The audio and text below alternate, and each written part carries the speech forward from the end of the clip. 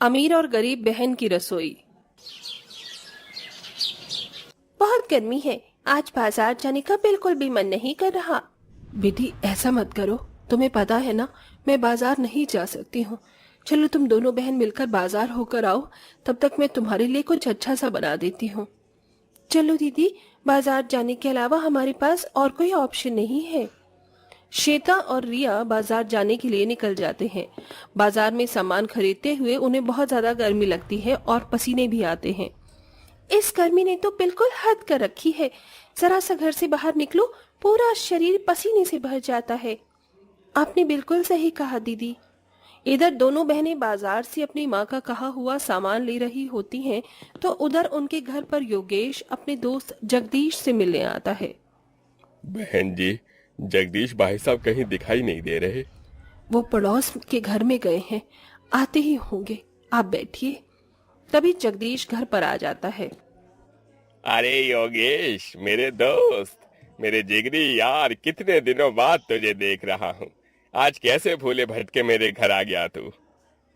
अरे बस आ गया, तेरी याद आ रही थी।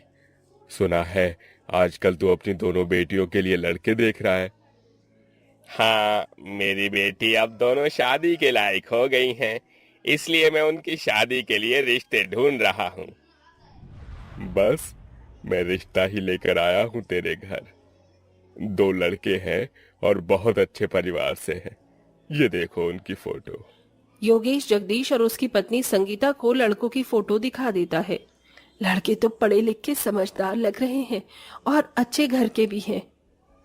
सही कहा योगेश, तूने तो मेरे सिर से बोझ ही कम कर दिया। अब तो रिश्ता लेकर आया है तो मुझे यकीन है कि मेरी दोनों बेटियां बहुत खुश रहेंगी। अरे तो कहता हूँ आंखें बंद करके रिश्ता पक्का कर दो। उसी वक्त बाजार से दोनों बहनें आ जाती हैं। ये देखो बेटियों, तुम्हारे लिए रिश्ता आया है। ठीक है बहन जी, अब मैं चलता हूँ। आगे जाकर मुझे उन लोगों के घर भी बात करनी है रिश्ते की। योगेश इतना कहकर निकल जाता है।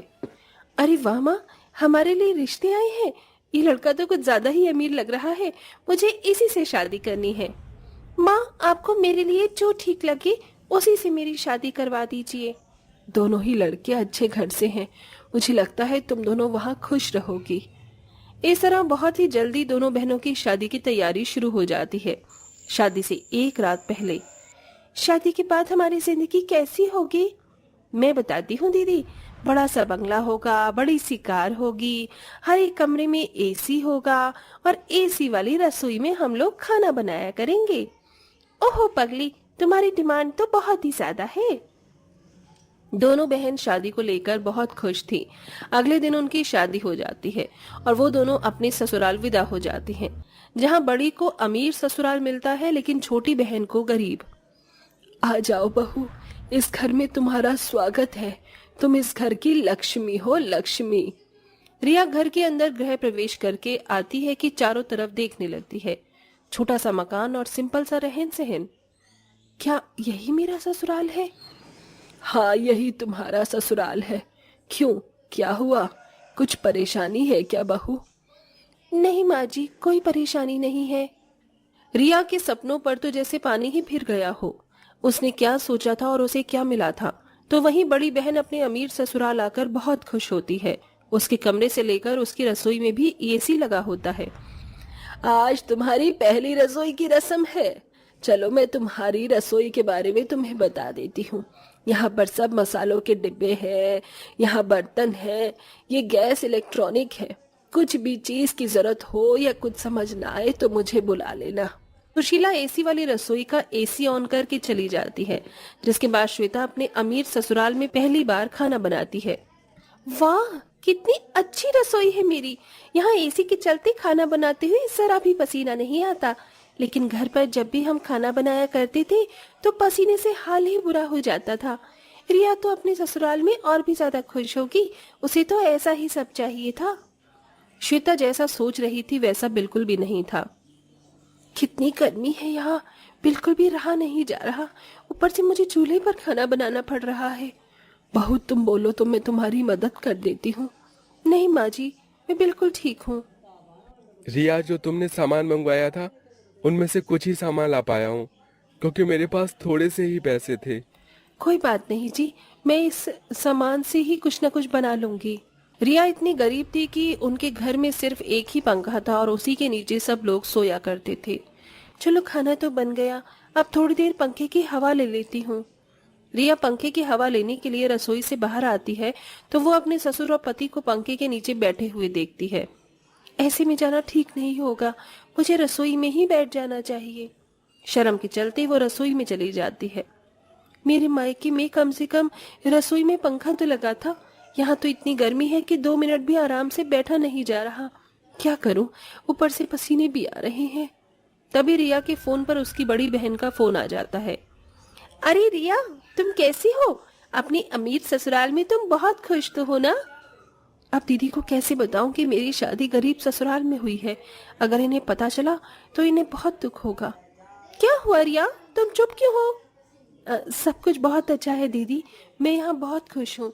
मेरी रसोई में तो बिल्कुल मेरे सर के ऊपर एसी लगा है, ठंडी ठंडी हवा आती है एसी की। अच्छा, ये सुनकर मुझे बहुत खुशी हुई। चलो अच्छी बात है, शादी के बाद हम दोनों बहनें अपने ससुराल खुशी से रह रही हैं। अच्छा ये बताओ, मुझे अपने घर कब बुला रही हो? हाँ दीदी, मैं तो आपको बताना ही भूल गई।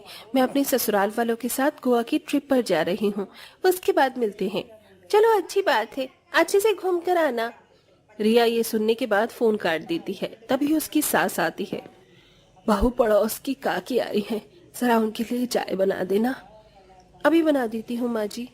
इस तरह छोटी बहन अपनी गरीबी अपनी बड़ी बहन से छुपाती रहती है। वो जब भी उससे मिलने के लिए कहती, प्रिया किसी न किसी बहाने से उसे घर आने से मना कर देती।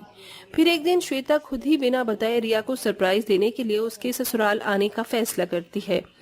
आज अपनी छोटी बहन को ऐसा सरप्राइज दूंगी कि वो जिंदगी भर याद रखेगी। साथ में कुछ तोहफे भी ले जाती हूँ। वैसे तो वो इतनी अमीर है कि उसे तोहफों की जरूरत नहीं होगी, लेकिन बहन का दिया हुआ तोहफा हर बहन के लिए खास होता है। कुछ गिफ्ट लेकर श्वेता अपनी कार से अपनी बहन के गरीब ससुराल पहुंच जाती है। ये मैं क्या देख रही हूँ? मेरी बहन इस गरीब घर में रहती है। बेचारी किस तरह चूल्हे पर गर्मी में पसीने में लथपथ खाना बना रही है। इसकी रसोई में इतनी गर्मी है और एक मैं इतने अमीर ससुराल में जाकर अपनी एसी रसोई में खाना बनाती हूँ। मेरी बहन ने मुझसे इतना कुछ छुपाया ताकि मुझे बुरा न लगे। श्वेता की आंखों में आंसू आ जाते हैं, जिसके बाद वो दरवाजे के अंदर जाकर अपनी बहन से कहती है, क्यों बहन, क्या मैं अब इतनी पराई हो गई कि तुम मुझे अपनी परेशानी बताना ही नहीं चाहती? अपनी बड़ी बहन को अपने सामने देखकर रिया की आंखों में आंसू आ जाते हैं। श्वेता उसी वक्त उसे गले से लगा लेती है।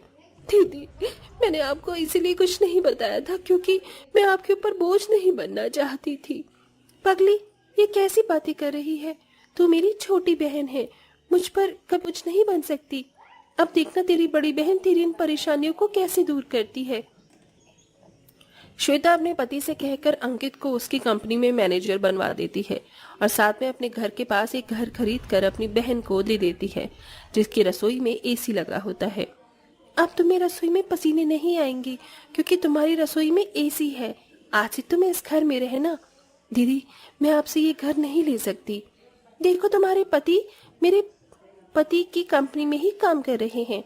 जब तुम्हारे पास पैसे आए तो धीरे धीरे इस घर के पैसे मुझे लौटा देना, लेकिन फिलहाल तुम यहीं पर रहोगी। इस तरह अब दोनों बहनें पास में रहने लगती हैं।